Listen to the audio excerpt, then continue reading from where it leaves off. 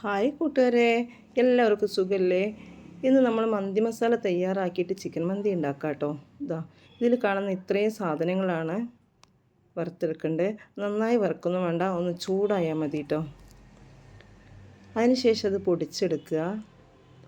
പൊടിച്ചെടുക്കുമ്പോൾ നല്ല ഫൈനായിട്ട് പൊടിക്കൊന്നും വേണ്ട, ചെറിയൊരു തരിതരിപ്പുണ്ടെങ്കിൽ കുഴപ്പമൊന്നുമില്ല കേട്ടോ.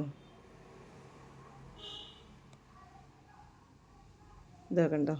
പിന്നെ ചിക്കൻ വലിയ പീസാക്കിയിട്ട് വേണം വാങ്ങിക്കാൻ. എന്നിട്ട് ഫോർക്ക് ഉപയോഗിച്ചോ കത്തി ഉപയോഗിച്ചിട്ടോ അത് കുത്തി ഹോൾ ഉണ്ടാക്കണം. അപ്പോഴാണ് മസാല നന്നായി പിടിക്കുള്ളൂ കേട്ടോ. പിന്നെ ആ പൊടിച്ച അത്രയും മസാല ഒന്നും എടുക്കില്ല, അതിൻ്റെ പകുതി മസാല മതി. പിന്നെ മസാല പൊടിക്കുമ്പോൾ തന്നെ വേണമെങ്കിൽ മഞ്ഞൾപ്പൊടിയും കൂടെ ചേർത്ത് പൊടിക്കാം.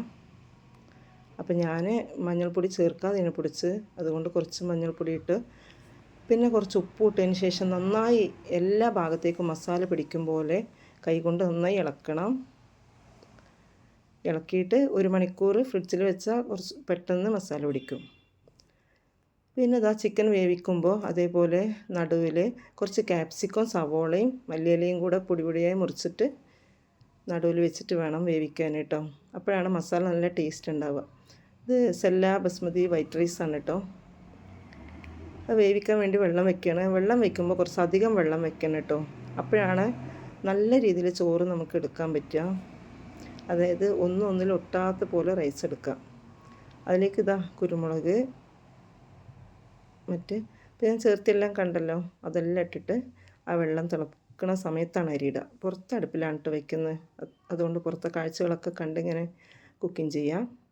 വെള്ളം നന്നായി തിളച്ചപ്പോൾ ഇതേപോലെ അരി ഇട്ട് കൊടുക്കുക. അരി ഒരു 80%, ഒരു 75% വെന്താൽ മതി കേട്ടോ. ബാക്കി പിന്നെ ചിക്കൻ്റെ കൂടെ കിടന്ന് ആവിയിൽ വേവും.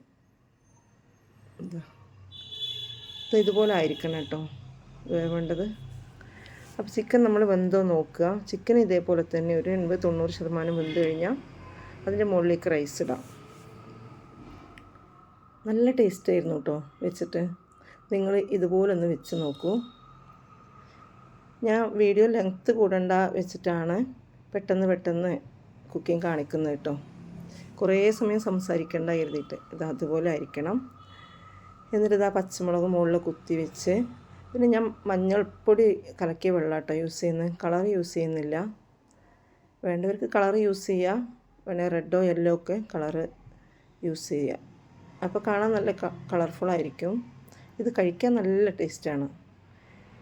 പിന്നെ സ്മോക്കിങ് ചെയ്യാൻ ചകിരിയുടെ പീസോ അല്ല പറഞ്ഞാൽ ചാർക്കോളോ ഇടുക. എന്നിട്ടൊരു 5 മിനിറ്റ് 10 മിനിറ്റ് ഇതുപോലൊന്ന് മൂടി വയ്ക്കുക, അടിയിൽ തീയില്ലാതെ. നല്ല ടേസ്റ്റ് ഉണ്ടായിരുന്നു കേട്ടോ. അപ്പോൾ ഇത്രയൊക്കെയാണ് ഇന്നത്തെ വിശേഷങ്ങൾ. എന്നെ ഒന്ന് സബ്സ്ക്രൈബ് ചെയ്ത് സപ്പോർട്ട് ചെയ്യണേ.